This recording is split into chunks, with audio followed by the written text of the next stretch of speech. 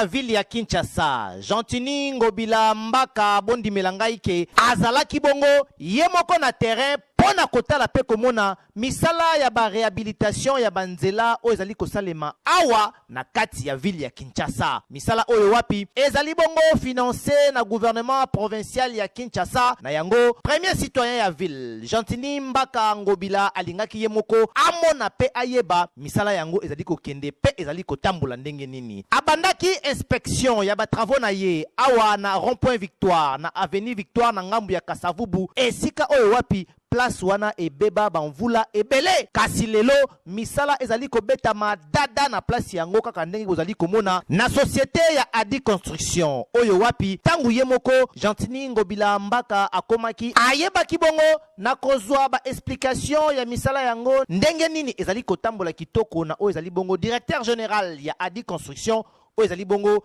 Benoît Adimacha. Gouverneur ya ville atali amoni a comprendre Bondi Melangaike atikaki rond-point Victoire na ngambu ya commune ya Kasavubu na mutema pio po musala ezali kotambola kitoko surtout que esika yango kaka ndenge bozali komona déjà remblayage ezali kosalema avec impact na idéologie pe arobé ezali déjà kochama kitoko pe esika yango esengeli boye baki Adi Construction akoyeba bongo kocha beton po zela ebuka na lisusu te etika la bongo kitoko seseseko. Après wana premier citoyen ba ville ya Kinshasa Gentini Ngobila Mbaka Bondi Melangaike akitaki bongo na commune ya Matete oyo bango moko bana ya Matete babengaka yango Oni Britannique wapi tango akomaki Bondi Melangaike azwaki accueil total epai ya bana ya Oni Britannique pe sima na yango gouverneur ya ville akitaki awa en face ya parquet ya Matete esika oyo wapi Adi Construction yango pe azali ko beta nzela wana data kaka ndenge bozali komona donc misala ezali kotambola kitoko na ndenge ya kosakana te kala mingi te ba usager ya nzela oyo bakoleka pepele na ndenge ya kosakana te lokola azalaki na Matete Gentini Ngobila Mbaka gouverneur ya ville ya Kinshasa aprofitaki pe na koyeba kokota na quartier Kintsaku esika oyo wapi collecteur moko ya munene ezali boucher na bosoto to pe salite oyo population ya nzinga bayeba kabongo na kubwaka na kati sima ya komona pe kotala Bondi Melangaike Gentini Mbaka Ngobila ayeba kibongo na ko sensibiliser population ya quartier Kintsaku na commune ya Matete na oyo ezali bongo bupeto na kati ya Kinshasa po Kinshasa esengeli ezonga na komona ngo ya kala oyo ezalaka bongo ya kin label surtout yemoko Gentini Ngobila Mbaka azali kola te butu lokola moi pona kozongisa Kinshasa lisusu bo peto ndenge ezalaka kala. Mbaka Gentini Ngobila gouverneur ya ville ya Kinshasa azanga kite na koyebisa bana ya Oni Britannique surtout mingi oya quartier Kintsaku ke akozonga wana samedi pona koyeba kosala mubange na salongo pe assainissement na kati ya collecteur yango oyo wapi ezali na bosoto ndenge kosakana te suite ya basalite oyo population ya nzinga ayeba kabongo na kubwaka na kati ya collecteur yango. Bondi Melangaike bana ya Oni Britannique na kati ya Matete basepelaki na komona pe koyoka vision kitoko oyo ezali ya gouverneur ya ville ya Kinshasa Gentini Ngobila Mbaka oyo ezali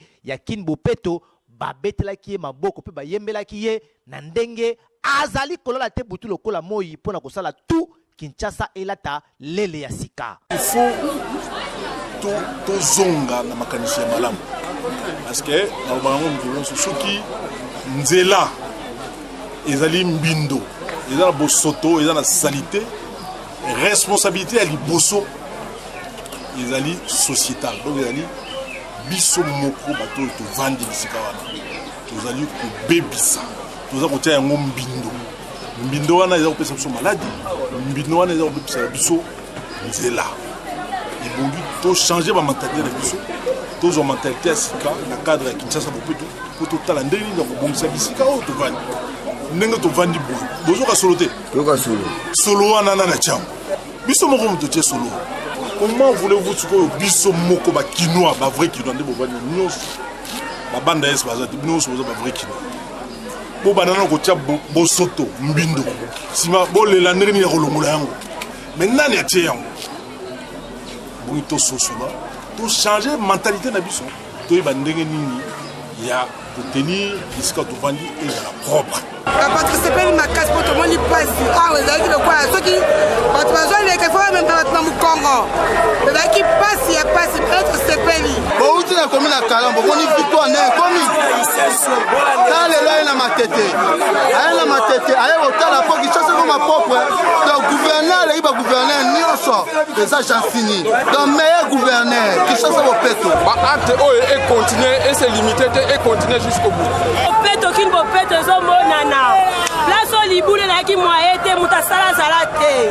apa papa Gentini nambe batika ye misala oyo ebandaki bongo le 13 mars ya mvula oyo tozali 2020 bondimela ngai ke ezali kosalema na fond propre ya gouvernorat provincial ya ville ya Kinshasa oyo ekomamaka epai ya ye moko Gentini Ngobila Mbaka mutu oyo aye na boule pe vision ya kitoko ya kini bopeto po Kinshasa esengeli engenga pe ezonga peto ndenge ezalaka kala. Awa tokopesa kaka ba félicitations ebele na premier citoyen ya ville ya Kinshasa Gentini Ngobila Mbaka ndenge azali kosala butu lokola moi pona kolatisa Kinshasa lele ya sika ebonga kande boye.